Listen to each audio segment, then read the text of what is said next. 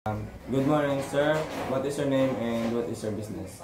Hi, good morning everyone. My name is Michael Castillo. I am the owner of Dress Chicken retailer. Rin lang sa located, rin lang sa Pakyad. And pwede ka mo kakadto and bakal sa barato nga presyo kag press ka mga baligya. So, I have some few questions, sir. So, this is the first question. What management style do you use in running your business? Actually, sa akong nga management style sa pag-run sa akong nga business is ako gid mismo ang nagapangita sang supplier barato nga kag sigurado nga supplier nga every time nga magkuha ka sang imong nga stock available gid siya nga consistent para ang imong nga customer kung mangita sang imong product may available gid ta permi. And ang aton nga ginansya dapat nag-arrange siya sa above 40% para ma-lessen natin ang aton nga gasto sa gasolina, sa aton nga labor cost, kag sa aton nga electricity, sa aton nga utilities para makita gid naton ang aton nga profit.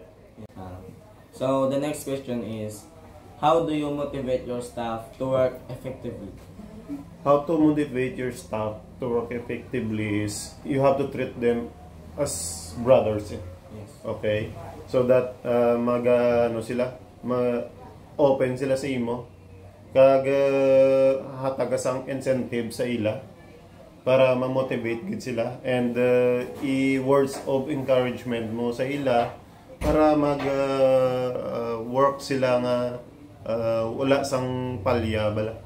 Then pag pangayoon mo sa mga staff mo is mag-honest lang gid sa imo business.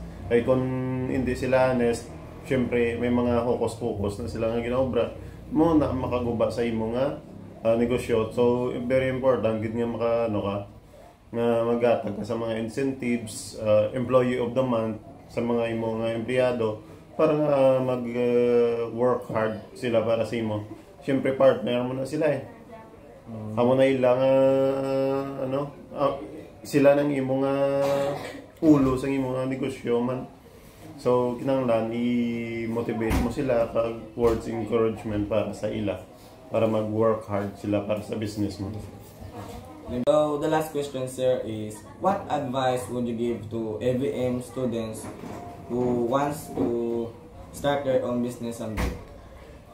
Ang advice ko sa mga ABM student, no? So it starts, if you started planning a business, you have to start, syempre may kapital kita. Kapital. Oo. Tapos nakaplano na dapat may to-do list ka na. Una, example, kapital mo, supplier mo, kagang location sa imong mga baligyan, kung sino ang source of customer mo nga magakadto sa imo, kung sino sila, tapos kilalanon mo sila.